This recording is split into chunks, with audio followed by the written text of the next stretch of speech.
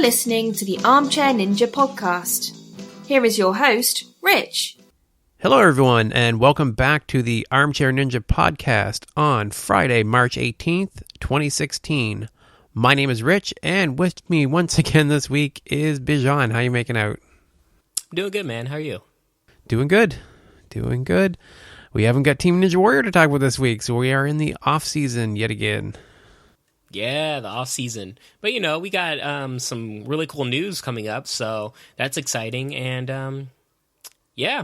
I'm just happy that I'm no longer training for marathons anymore, so I get to just work on Beachbody, man.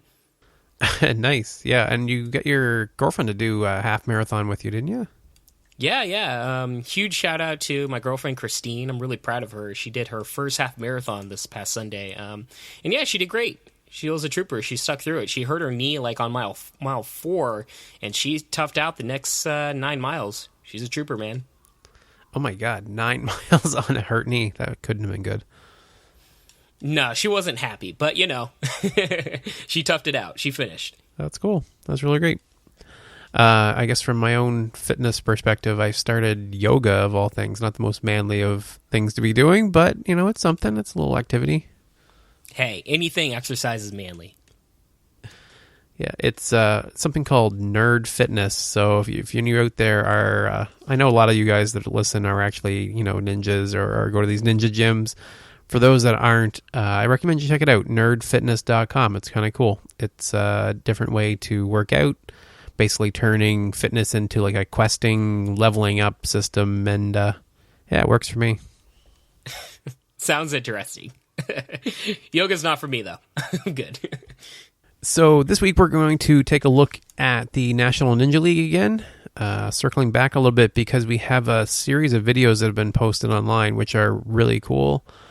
And we're going to talk about the trophy that rocked the world, Spartan. Say that again. Spartan Ultimate Team Challenge, and the ANW Fantasy League and our picks for this upcoming season of ANW 8. So we've got a few things to cover. Let's get into it. So the first thing that we want to talk about are these videos. So William from the Final Stage podcast, as we mentioned before, attended the National Ninja League finals. What we hadn't realized at the time was that he recorded everything. Like, he got all of the runs, and this guy is crazy. He went through and edited out all the extra stuff, and we have now every single run from the National Ninja League finals with a little timer placed on there and their names and everything so you can follow along, and he's got it all edited, posted online. And we're talking hours and hours of footage that he went through and got posted in a pretty quick time frame. So big shout out to William. Fantastic job. So we're actually going to cover his group 1 because it's 45 minutes and there's 6 of these videos to tell you. Like, it's a pretty long series. So yeah. Let me make it clear to everybody. We are not covering every single run. There is no way. Yeah, that's the thing. It's so Just condensed. highlights. Like, we can't possibly cover them all, but we'll do a weekend. Yeah. And, oh my God, can you imagine? That must have been a long day. Like, I didn't realize how many competitors were there at the finals. I mean, this was part 1 of 6 of the Stage 1. I mean, this is a pretty hefty, I guess, just athlete roster that they had during these finals. Really impressive that they got all those people out there. Yeah, it's cool stuff, man. Yeah, so we get to see the course in pretty good detail.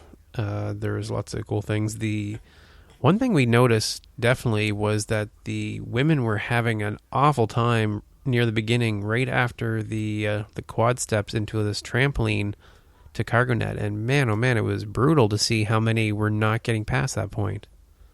Yeah, it's really rough seeing, the women. I mean, I feel like there could be an option, and it's really up to the people that set these stages up if they want to implement this. But an idea that I always felt is give athletes the option of choosing between two different trampolines set upon the tightness of springs, and you have the option of choosing one or the other based upon weight. So maybe a trampoline set for somebody that's between that's less than 200 pounds and a trampoline set for somebody that's over 200 pounds. Maybe it'll give a little bit more spring to somebody that might be lighter and accommodate them. At the same time, it kind of goes against the whole fabric of the sport where, everybody's on an equal playing ground. So I see both viewpoints of it, but it might have made it a little bit more exciting for the audience to see what these women can really do. Just getting past this very first trampoline, that's the very first obstacle where you really can't, they're kind of just cut out from the very start. We don't really get to see what they're truly capable of. Yeah, I don't think that takes away from it. So, I mean, if they had options on the trampoline, as long as everybody has those same options, then I guess it's no difference to anyone. If they have those, it's just adjustable, basically. Yeah. I feel like that would make a huge difference, and I hope they, people between National Ninja League, UNAA, and American Ninja Warrior, they might just try it out one time and see how it works out. I mean, it doesn't hurt to try, right? Yeah, and these, to be fair, these were the first runs of the day, and I think these were the people that didn't go as far as fast in a lot of the local competitions. So I'm hoping the women did a little bit better in the later videos. We haven't gotten through all of them yet, but yeah, it was not a good video for the women. There were a couple that made it through that part, and they looked fantastic as they went through, but overall, just not a strong showing for them, unfortunately. Yeah. So the first one that I wanted to comment on was Joseph Rosello. He did an unstable bridge dismount from the far end, so he jumped up to grab the unstable bridge, and he had it face on, basically, so he hadn't grabbed the sides, and it was kind of like, that's a tricky transition to make. So instead of transitioning his hands to the sides, he actually swung from the back end all the way over. Like, it's a pretty long swing to make. Yeah, he had to get a really hard, really high swing, and basically really did a very strong lache all the way to the end. He probably had a really good sense of his body and what he's capable of, and, was just very confident in what he can do. It was really impressive to see. I like that kind of stuff. Yeah, I like the when they can recover like that. It makes it way more interesting. It can be kind of boring to see everything done perfectly sometimes, and it's nice to see when things go a little bit off, how they can readjust. Yeah, I feel you on that. One thing that I feel like we can go back and forth between little highlights. One highlight that I had, it wasn't, I wouldn't call this a highlight, but one thing that I would just really stood out to me was on Jimmy Bogle's run, which I was really excited for because Jimmy Bogle, I think he's really impressive. When he did, for everybody, the last obstacle is kind of like you jump down this to this larger trampoline, like a trampoline pit thing, and it's kind of a gap that you got to drop down to, and then you got to jump to the to a rope swing. He jumps down and he almost splits in half, and he eats it hard, man. And then he flies forward, but basically his knees buckled, and anybody that's ever seen somebody jump on a trampoline and where their knees buckle, you kind of get the picture of what I'm painting. I mean, he ate it really hard, and I was like, oh my god. But it looks like he was okay. Yeah, it looks like he was hurt or injured, though. They did have to jump in after him. It kind of cuts out at that point, so I'm hoping he's all right. Well, yeah. I mean, if you ever buckle from that transition, usually it's the term is you hit your PG here. You hit the back of your head with your butt, So you kind of just split in half, and hopefully that didn't happen to him, but it happened so fast. It could have, man. Yeah, I thought that was painful. That was one of the few. There was a couple of them that I actually let out an audible ouch while watching it, and that was definitely one of them. So the one I wanted to talk about next was Rico Rivera. He looked really solid, and I know he's good. We've actually seen him do the course. Actually, his video went viral. He was the guy in the T-Rex costume. Yes. I was surprised to see him go out on one of the grip obstacles partway through. It kind of showed how tough the course was. There was some really tricky grip obstacles right around the middle where they had to run up almost like a sonic curve type situation, or like a, what's it called, the half pipe attack kind of thing, and they jump onto this rope and swing down. I had to go through a couple of grip obstacles, and he just got burned out there. Yeah. Honestly, though, I will say this. I was kind of underwhelmed with the course. I don't know how you view it, but I feel like we've seen much more difficult courses, or I should say more creative courses, throughout the entire season of National Ninja League. This one was pretty straightforward in terms of the obstacles on it. But I understand it's the first stage, so I guess it's kind of like just cutting the main players from the I don't know, the decent players. I don't know how to say it without being rude, and I'm not trying to be that, but you know what I mean. I feel like stage one could have been more. Yeah, I think that was intentional. I think they probably wanted to keep it a good, solid test of skills, but nothing tricky, nothing like trying to trip anybody up. Just a straightforward. Can you how's your balance? How's your upper body strength? It was a pretty well balanced, straightforward course. I thought.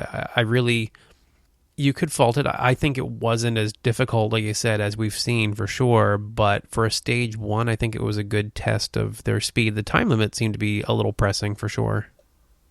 Yeah, if anything, the trickiest part of this course was the time. Next really I have is kind of like just a group of people being that I kind of found impressed, like that I was impressed by. This guy, Victor, oh boy, I'm going to butcher this last name, Bohorquez. He was really impressive. This dude came out of nowhere. I don't know. Has he run this? I don't know if we've seen him before. His name doesn't really stand out to me, but he was so fast and made the course look so easy. He really stood out to me. I feel like he can go far. Also, Sean Noel, he stood out to me in a different way, where he kind of reminded me of like a free runner, where he breezed through the course in a really fast speed, but was very light on his feet, I feel like.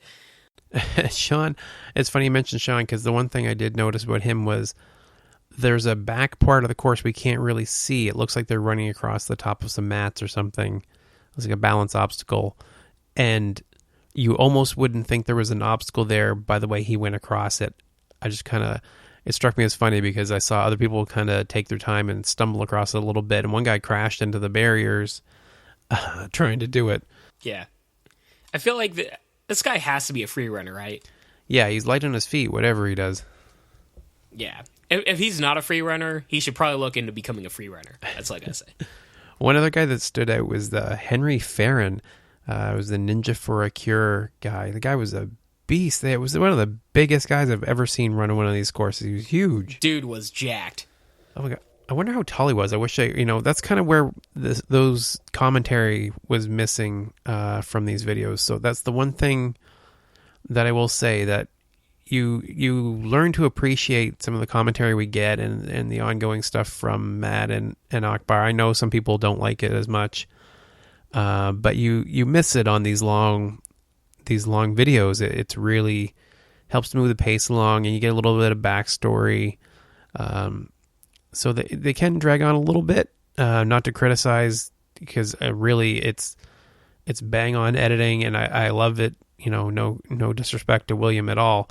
But these are really long, and you can see how people complain about watching it in person, sometimes it being a little bit repetitive. Yeah, I mean, when you're just watching it by without commentary, you don't get the excitement. People's excitement can sometimes be infectious, and that's the whole point of commentary in basically anything we do. So yeah, when you're just watching the course run by itself, if they're just it can be exciting, but it will only become exciting usually towards the later part of the stage, when they've kind of passed that threshold of entry level obstacles, where you feel like, oh, this person's actually somebody that I need to invest my attention to. So yeah, it can get a little dull sometimes, but it's kind of like the nature of the beast. I mean, what can you do?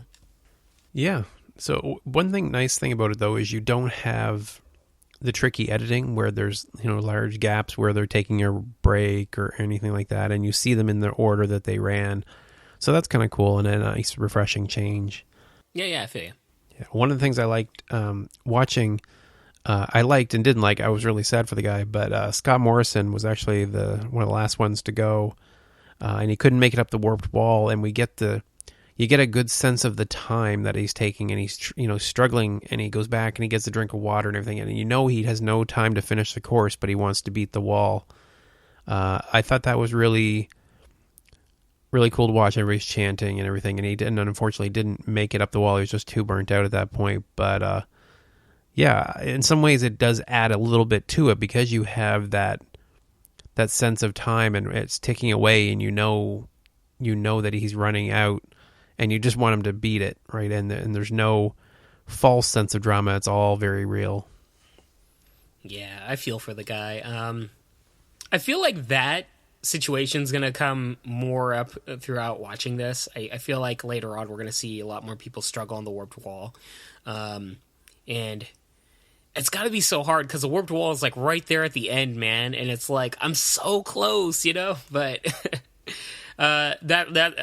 that's why I appreciate the warped wall, I guess. I feel like for most people that are in the finals for the competition, most of them should be astute with doing the warped wall.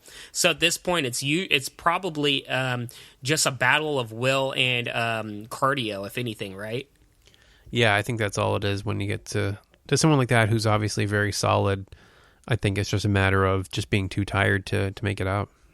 Yeah, and that's got to be even harder. I mean, it's got to be one thing if you've never tried the warped wall, but it's got to be way more difficult if you know you can do it, but for some reason you just can't will your body to get up there. That's going to be so much harder. Yeah, for sure.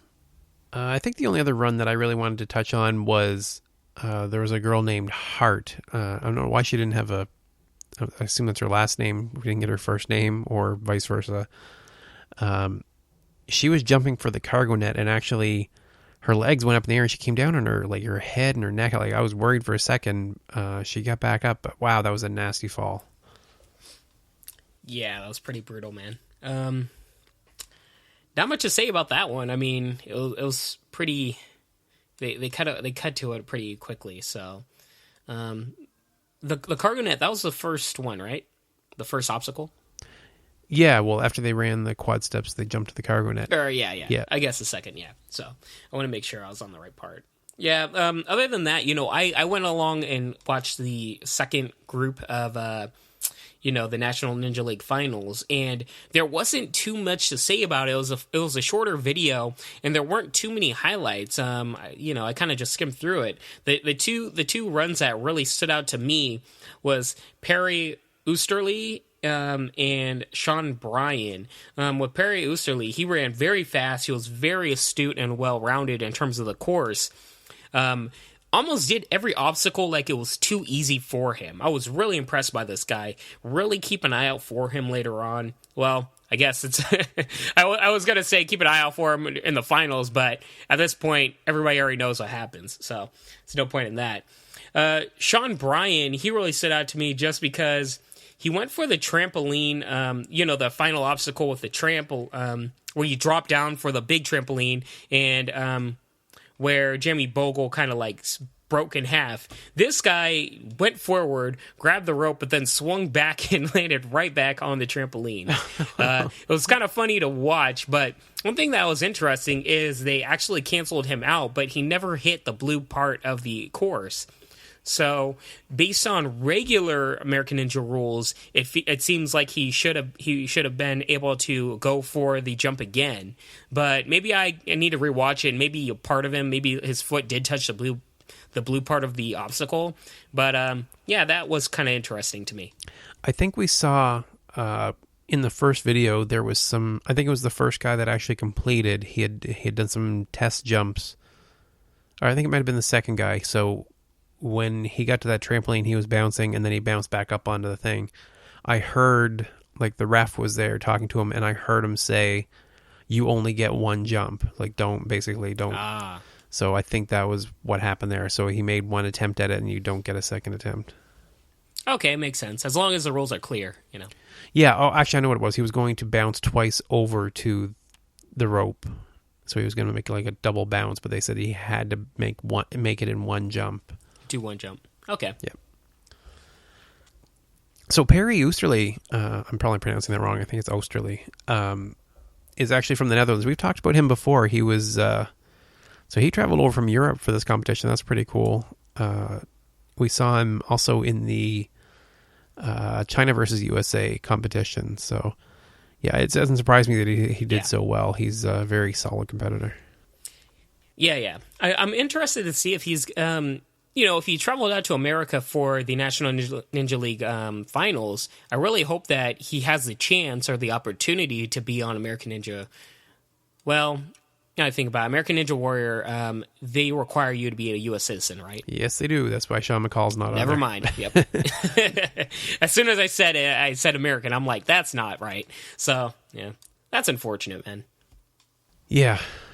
I'm just hoping someday they come up with a Canadian Ninja Warrior, and then we'll have something to watch here, too.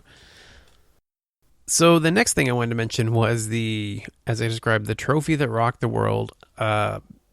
Isaac Caldiero posted a picture on Instagram of a trophy that he received that says, the first American Ninja Warrior, and included the hashtag, the one and only, and things. And it's causing a bit of a stir, because I know there's still that bit of a stir. Yeah. People are losing their minds, dude. There are riots in the streets. Yeah, there is. And I hate to begrudge Isaac, anything, because he did win, and I know that it's got to kind of suck to share that spotlight a little. But there seems to be a level of sportsmanship that's missing here, right? Like, Jeff completed it too, and he seems to have some issue with Jeff claiming any part of that title or of that achievement, and it's really grading a lot of people the wrong way. Yeah, it's the way he's going about it. I mean, I haven't been following Isaac too closely, but just reading up on it and looking at his Instagram, the way he's going about proclaiming that he's the first American Ninja Warrior, and it's all over, like every post that he does, he's hashtagging, really kind of like throwing shade at Jeff Britton in many ways. It's almost as if it's disrespectful, and I use that word very carefully, because I don't believe that Isaac Caldiero has any ill will towards Jeff Britton, but I don't know. It's kind of like this side attitude in somewhat ways. Like, how are you viewing how he's going about proclaiming his stake as the first American Ninja Warrior? I think up until now, I really was giving him the benefit of the doubt, and that I was assuming that a lot of it was just not being very political, right? And just misspeaking, and just in general, not really thinking much about it. But I feel like this trophy and the hashtags and everything, it now seems, I don't think I can deny that it's deliberate now, that he really seems to take issue with Jeff trying to claim that title, and that there is this, because we've been getting that from the Wolfpack Ninja podcast, really. With every guest, he's pointed out the fact that they were both claiming this on Instagram, this title of the first American Ninja Warrior. So I had a feeling that it did run kind of deep anyway, just from that.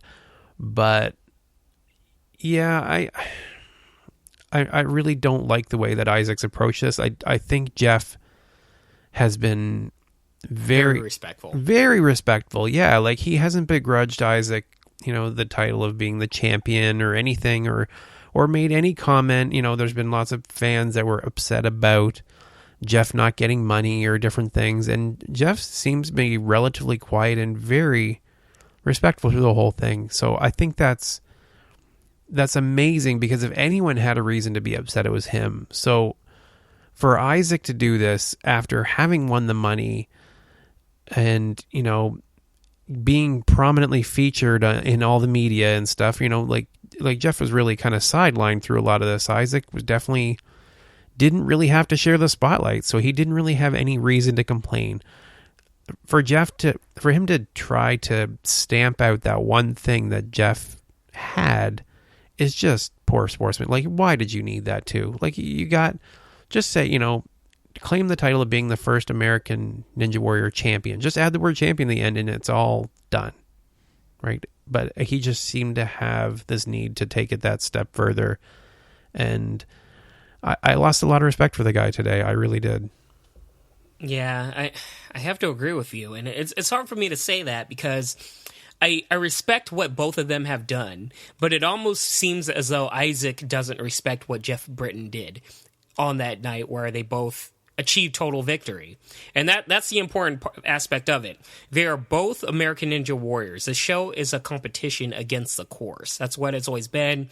That the whole fabrication of the sport is camaraderie about how we are all in this together to, take on this insurmountable obstacle course and what a lot of people think is impossible. It's not really a competition against each other. And yes, I understand and I respect the fact that there is $1 million on the line, and at the very end, NBC wants it to be one person. However, both of them, based on the rules, have achieved total victory. Both of them have hit that final stage buzzer within the allotted time limit. If Jeff Britton was to hit that buzzer and he would have timed out and he was just a millisecond off or something like that, I would have no issues with calling Isaac Caldiero the first American Ninja Warrior. But how it stands, both of them became American Ninja Warriors. Just looking at it from what this show's based on Ninja Warrior, quote unquote, or Sasuke, if two people were to hit that final buzzer on stage 4, both of them would be Sasuke champions. There wouldn't be, this guy did it faster, so he's the only one, and the guy that had less time, he's just nothing. It doesn't work like that. That's not what this show's about. That's not what the sport's about. And if NBC and Isaac is trying to skew it more towards this way where it's a competition against each other, rather than a competition against this obstacle course, it has some big repercussions where, just a viewpoint of how athletes look at each other and the camaraderie aspect of it, it could be in jeopardy. And I really hope that it doesn't go that way. I have a feeling it won't, just because so many athletes would rebel against it. But it's really unfortunate because the sport really isn't about that. Yeah, it kind of sucks that a sport that is so inherently sportsmanlike and so supportive of each other has the first completion so tarnished by this. It adds to, it's great for discussion and there's lots to talk about, but it's a little disheartening, and I'm really hoping we can get past it in the coming season, and that there's someone completes a guess again and we can have a clear single victor that we can rally around. And I hope it's Jeff, frankly. I hope Jeff wins it, and then we can all celebrate. You have to just everybody is going to be rooting for Jeff. Like, everybody this season. What's interesting? I am interested to see how they introduce Jeff Britton on this show. How the producers introduce him. If they just say he's Jeff Britton, he hit the buzzer at the end of last season, but they don't call him anything like Ninja Warrior Champion or just Ninja Warrior Completionist or anything like that. I'm very curious how they introduce him, and I'm very curious of if Isaac. I don't think Isaac will be at the Vegas finals, because we can talk about that if you want. But if he is there, I'm very curious to how athletes act around him, and how Jeff Britton and him get along. Because that's going to be, man, I'd love to be a fly on the wall with them talking to each other, right? Are you saying you don't think he's going to go just to watch, you mean? I feel like he might not even be there, man. I feel like he's trying to distance himself from it and just focus completely on Sasuke.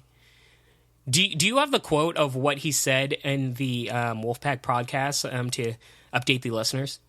So yeah, the full statement that he made was that they read on the Wolfpack podcast. It was, I accomplished what I set out to do. I did what nobody else could do. I got the first ascent by winning and chosen to sit the next round out to let the others have a crack at it, to focus my energy towards my true passion, which is rock climbing.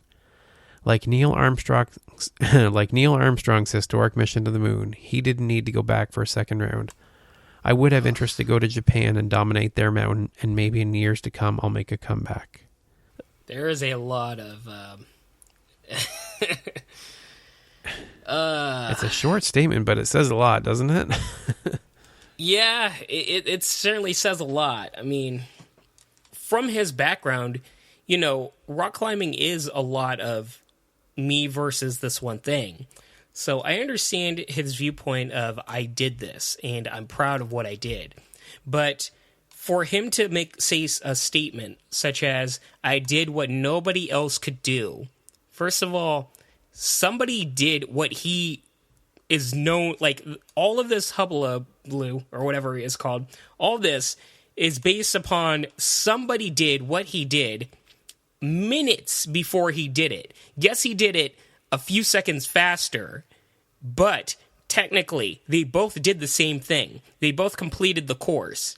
So he can't with any straight conscience say, I did what nobody else could do. The only thing that he did, what Jeff Britton didn't do, was get $1 million.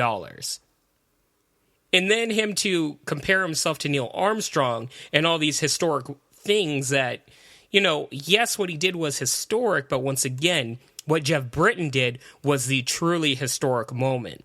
When Jeff Britton was the very first person to complete Stage 4, that was a historic moment. That was Jeff Britton literally doing what nobody else has ever done. When Isaac Caldiero did it, he did something that Jeff Britton did mere minutes beforehand. I was just rereading it here again, and I noticed I really took issue with him saying, I got the first ascent, which, in rock climbing, that's a big deal, right? You're the first one to do it. So that really stuck out to me as being like, is he just delusional? But then I reread it, and I got the first ascent by winning. So to him, by winning and by doing it faster, that gave him the title gave him the first ascent because he did it faster. And because, to be fair, it's not like he was able to try it first, right? Like it wasn't determined. It was determined for them from what I've heard. So I'm sure he would have went first if he could have, but he was just luck of the draw. He went second. Yeah, it's a good point, and I understand both sides. I really do.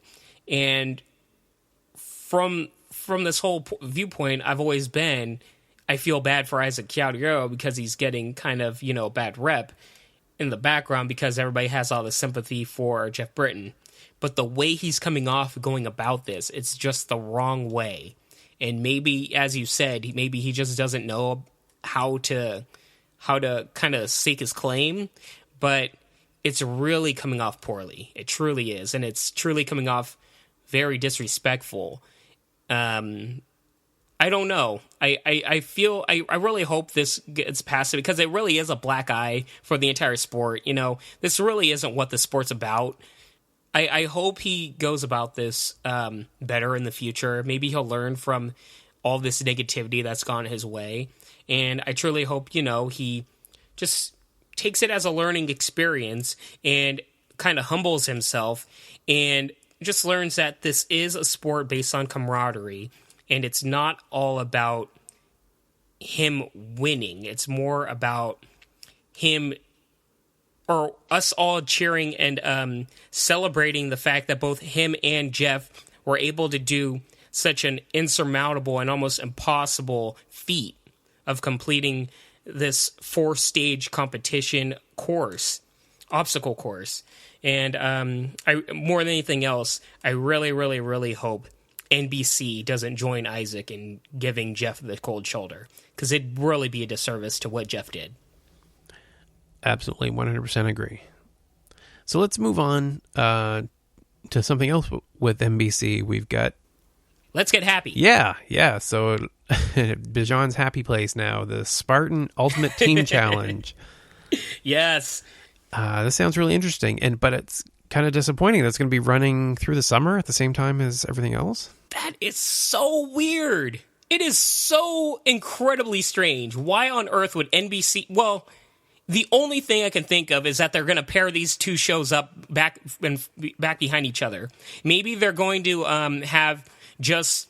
Because, if anybody remembers TGI Fridays or how blocking schedules work with networks, maybe it's NBC is going to try out this, I guess, extreme physical endurance block television, maybe every Monday, having American Ninja Warrior lead into Spartan Challenge, or what's it called? Spartan Ultimate Team Challenge. God, that is a terrible name. I really hope they change that. Yeah, it's awful. That is an awful name. But maybe they're leading that in, rather than, because if anybody remembers before, in America at least, it's America's Got Talent leads into American Ninja Warrior, and it's a really good 1-2 punch for the network. Maybe they feel like American Ninja Warrior is so strong now that it can have its own lead in and kind of boost up the Spartan show. So maybe that's what they're doing, but it's so strange because it's from the same network, the same creators, the same everything.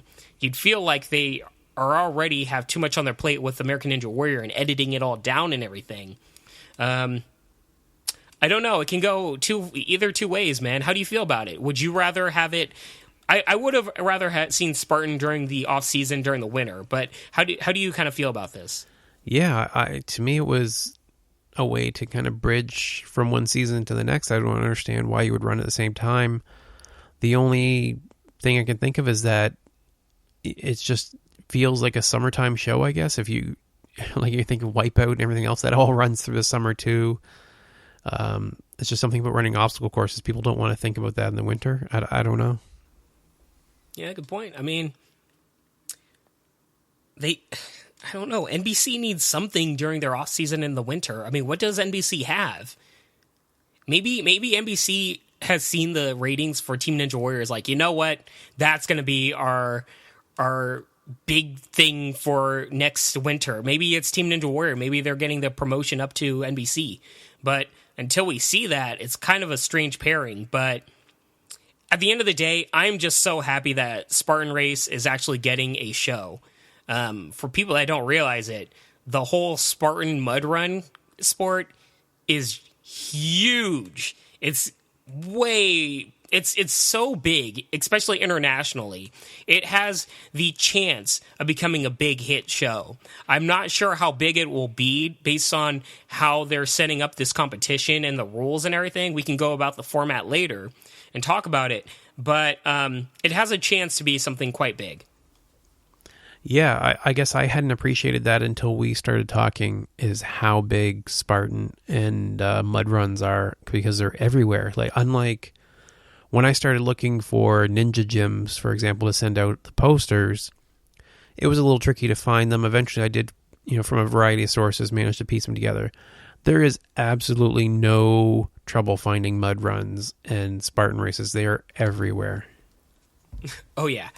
As a matter of fact, MROC, the ninja gym that I usually train at, it's actually, it stands for Mud Run Obstacle Course, whatever. Like, it's made for mud running, and Ninja Warrior obstacles are just kind of like their side gig.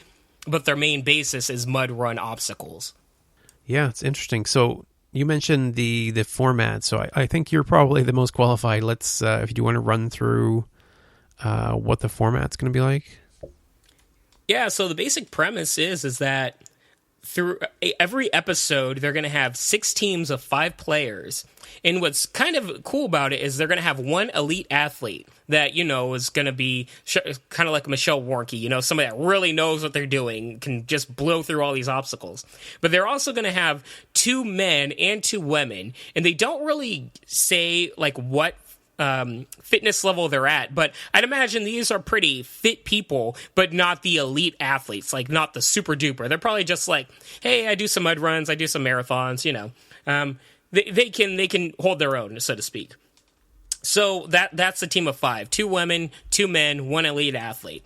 And every episode, there's going to be 6 teams of these groups going against each other.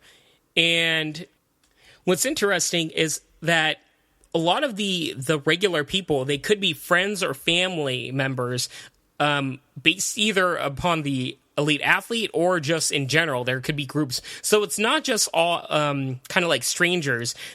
Some of these people do have bonds, which can be really interesting in terms of the drama. If you can just imagine, like some prima donna, like wife or husband that really doesn't like doing this stuff, and the other one's like super into fitness, kind of like me and my girlfriend, but that's another story, going on, and just all the drama being like, I don't want to do this, my hair's getting dirty, all this stuff, it makes some really entertaining television.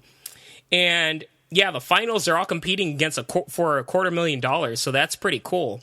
What I was kind of disheartened about is that it's going to be based on the Spartan Sprint, which is 2 to 3 miles, rather than the Super Spartan or the Spartan Beast, which is 16 miles. But it makes sense because we don't know the fitness level of the 4 average Joes on each team. So, if it's somebody that doesn't do these competitions, asking them to do 16-mile hard courses, that can be really dangerous. But overall, I'm really excited about it. It kind of seems like they're taking some parts of Team Ninja Warrior, some parts of American Ninja Warrior, and some parts of the Spartan race, and kind of mashing them all together and see what happens. It could make some really entertaining television. Yeah, it sounds pretty interesting. I know I really enjoyed when we watched the episode that was posted online, not of this particular show, but just showing Spartan race, kind of from an overall and a much bigger run. But yeah, I guess the sprint does allow them, for filming, it would make it easier. It does kind of simplify things for them for a little bit. Yeah, and don't get me wrong, the Spartan sprint is, it is tough. It's not going to be a cakewalk for these people, but it could have been more. But yeah, it might be hard recording somebody running 16 miles, being like, all right, we have more than enough footage. Can we end this already? At hour 9, they're probably like, oh my God, will this end? What's interesting also that I forgot to say is this is not a relay, and I always thought that this would be more of a relay format, but it's not. It's actually going to be every team starts at the starting line, and they kind of travel in packs. So it's kind of like the elite person getting every single member of their team through each obstacle, and I'm guessing every member of the team has to get through each obstacle to move on. So that's quite interesting, and I'm curious if they're going to implement the Spartan rules to where if you fail an obstacle the first try, you have to do 20 or 30 burpees. That'll be quite entertaining too. See if anybody vomits, Yeah, they also gave us some new information on it as far as the hosts and stuff. So we've got, I'm going to say Danny Jones. Could be Donnie, I guess, Jones, former NFL linebacker. We've got Kyle Martino, who played for Major League Soccer. And a familiar name for us all, Evan Dollard, will be one of the course reporters, along with MJ Acosta, a TV sports anchor. Yeah, it's really smart. I really like their choices for hosts and everybody that's a part of the show. Evan Dollard, it's a really good pick for Evan Dollard because he's well known not only to younger people that's familiar with American Ninja Warrior, but he's well known from American Gladiators as well for an older audience. So it kind of gives that relatability factor to all these people that know sports that are similar to this, but that are kind of being introduced to it. It's a familiar face. It's a very entry level. It's very welcoming in many aspects. And both Donnie and Kyle Martino, they are very well astute. They're from athletic backgrounds. I feel like they're going to know and appreciate the strain and the physical toll that these people are going through. So I really like their choices. It wasn't like they just picked up some schmuck. Obviously, American Ninja Warrior, they've got really good hosts as well. Say what you want about Akbar. He is entertaining for what he does, and hopefully these two guys give the charisma and the fun that the hosts of American Ninja Warrior do as well. I have a couple of issues with them, actually. the more I think about it. So, Bring him. issue number 1, it's 2 guys. I think one of the nice things about Spartan is it's normally a pretty even split, right? Actually, Spartan's actually more female than male. That is a very good point. I didn't even think of that, but yeah, that... women appreciate mud runs a whole lot more than they do maybe obstacle course racing. So, yeah, I see that point very much. So that was kind of an odd choice. And on top of that, I thought it would have made a lot of sense to actually... With Ninja Warrior, we don't have a large history, I guess, to draw from. I don't know how recent Spartan Race is, but there have to be some... like veteran Spartan racers out there that might have been able to kind of speak better to the difficulty of the obstacles from like a first-hand basis. Yeah, it's interesting because the problem with Spartan Race is there are people that they're very successful when it comes to Spartan Race. They're champions of the Spartan Race and everything.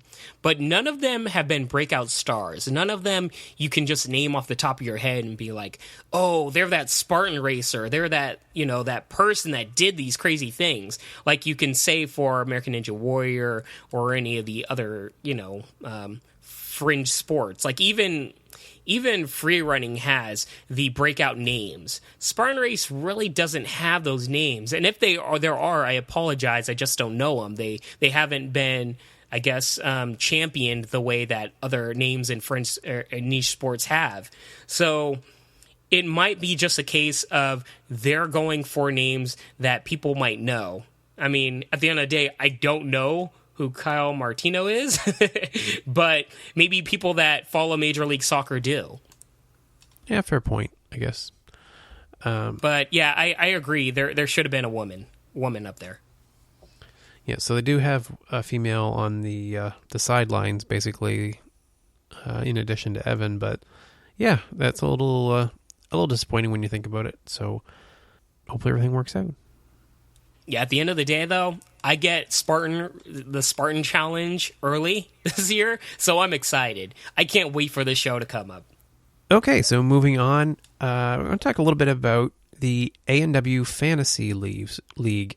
That's the so ANWFantasy.com has a website where you can go and make your picks for who's going to make it the furthest this upcoming season. Now, they did it for National Ninja League 2. And they did it last season. So it's a pretty cool website. It's really, really data-driven, so you can find all kinds of stats on your favorite ninjas. Actually, it's been very helpful with National Ninja League and other ones for me to track down, kind of the history of some of the... or Team Ninja Warrior, I guess, is where I used it most. So to look up how the competitors have done in the past, it was a really great source for that. I will say... I think it's a fair criticism to say it's a little tricky to navigate at times, but it's lots of fun to go and pick your favorite ninjas.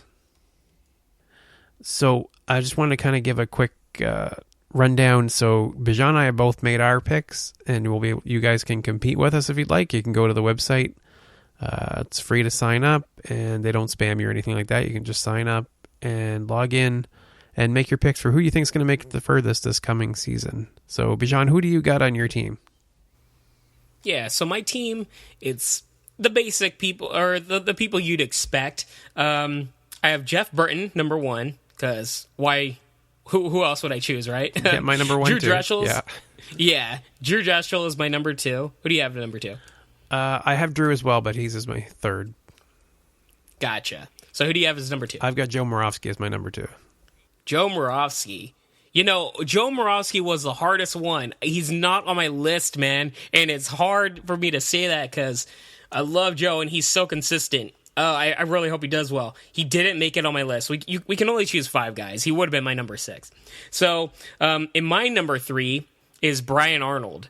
He really impressed me with Team Ninja Warrior, and I think a lot of people sleep on the fact of he has gone almost all the way to stage 4. He was so close. He's a lot better than people might be expecting, or people remember, I should say. Yeah, Brian's a really solid pick. I don't have him on my team, though. Yeah, he's kind of like the sleeper for a lot of people. Who do you guys number 4, man? I've got Nicholas Coolidge.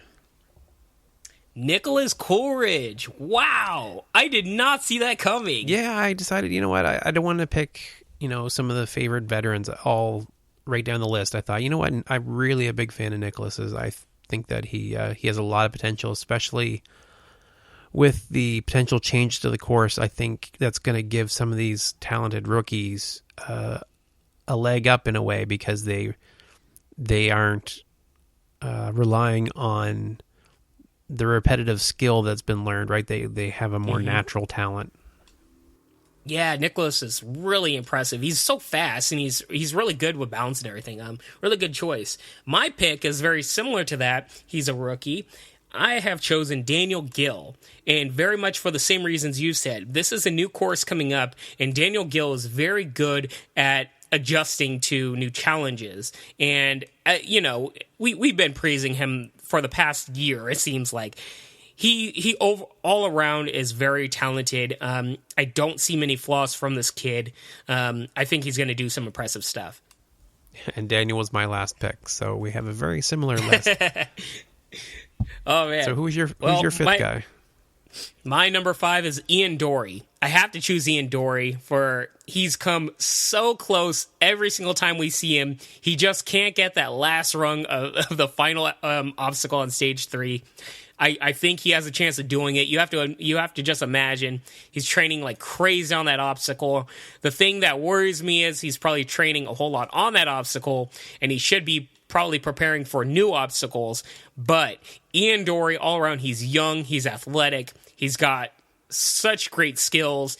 If he can make it to stage 3, I think he's going to go all the way. So yeah, you went very. So the two picks that we have different, you went Wolfpack, right? You've got Brian and Ian both. I didn't realize that until you said that. I guess so. And I've got, so the difference on mine is Joe and Nicholas. I like your picks more now. I don't know, man. In terms of creativity, I mean, not. Yeah, I was trying to be a little creative, I guess, but you've got, like, Brian and Ian are both people that have made it to the flying bar. Like, that's pretty solid picks. Oh, yeah. And I feel like closer to the show, we can have an episode dedicated to us just previewing who we might think can go all the way and having some fun with it. Yeah, we can definitely see what we can do with that. I'm hoping to get more information as we get closer. We'll have a list of who's running where and maybe a little bit of... we can definitely have some fun with that. Definitely. So again, if you would like to compete with us, you can see how you're doing. My team's called the Armchair Ninjas because I'm not very imaginative. Mine's called Bijan's List because I didn't realize this was a public list or anything. Yeah, it'll end up on a big list, and you'll see how you're doing against everybody else. So if you want to compete with us, go to ANWFantasy.com and create a list of your own. So that's everything we have for this week. I'd like to thank you all for joining us. If you are in the market for some climbing holds, definitely come by our website. That's ninjapodcast.com. Click on the link for Atomic Climbing Holds and use our discount code of podcast to save yourself 10% off your purchase. If you'd like to reach out to us, you can reach us at rich@ninjapodcast.com. On Twitter, that's @ninjapodcast, or hit us up on Facebook. We'd love to hear your feedback. We'd love to hear from you. So once again, thank you all for listening, and I hope you have a great week. Peace and love, y'all.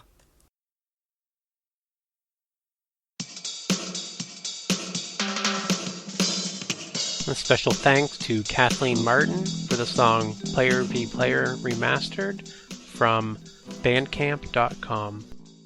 Thank you all for listening and have a lovely day.